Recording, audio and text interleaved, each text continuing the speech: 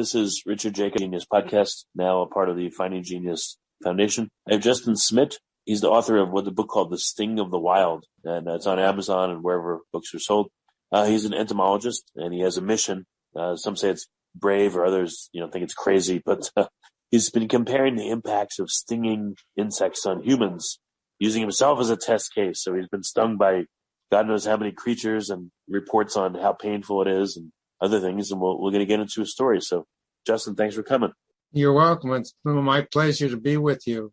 Yeah, so tell me about your background. How did you go from being a normal entomologist to a crash test dummy for stingers? Well, I think I still am a normal entomologist. Maybe that says something about entomologists, but no, not really. I'm more or less on a quest for science, a mission for science, rather than anything exceptional. I was just a young kid, like most kids, and I was growing up in a rural area. There wasn't much to do, and so we had a dusty ball field, and that was about it. A lot of trees to climb, and so being little, I was always kind of a little kid. So I would look around at things that are close to me and little like me, and that would be things in the grass and in the fields. And so I just always had this interest in insects. Of course, I'd never heard of the word entomology. I have no idea what that was. I just knew the creepy crawly things were kind of cool. So that's how I got started. Okay. And then how did you transition into working with stinging insects, venomous insects? Yeah, what happened is as I got older, I got into high school. I started taking science courses, first biology, and I decided, hey, biology is really cool. We got to go and stomp through swamps and try to catch dragonflies and things of that sort, which was always fun.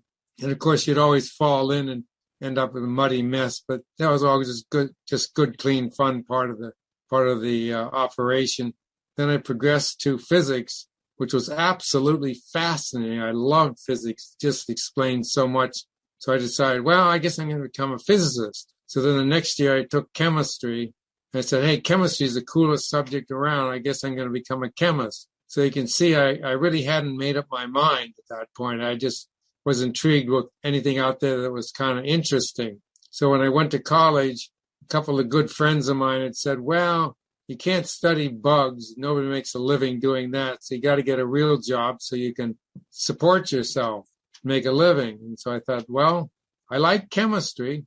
Chemistry's fun, and it's a good job to get paid, and lots of demand for chemists. It's a tough field. So I enrolled in chemistry, and I loved chemistry, and I went through that, got a bachelor's and a master's, and I was working on my PhD, and I decided, gee, all my friends are out there in nature. They're doing cool things, marine biology or geology up in the Arctic, or just outdoor things that were kind of scientifically interesting and fun. What was I doing? I was sitting in a lab with a white lab coat, smelling benzene and carbon tetrachloride and really noxious sort of things, doing repetitive experiments. I thought, gee, there's got to be more to life than this. So at that point, I decided to change gears and go back into entomology, back to bugs, that is.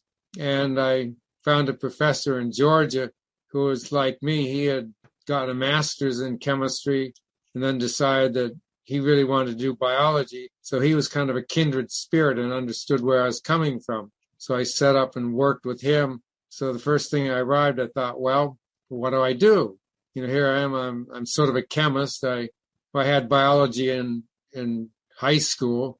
I didn't have any in college except for genetics and ecology. I did have those two courses, but that was it.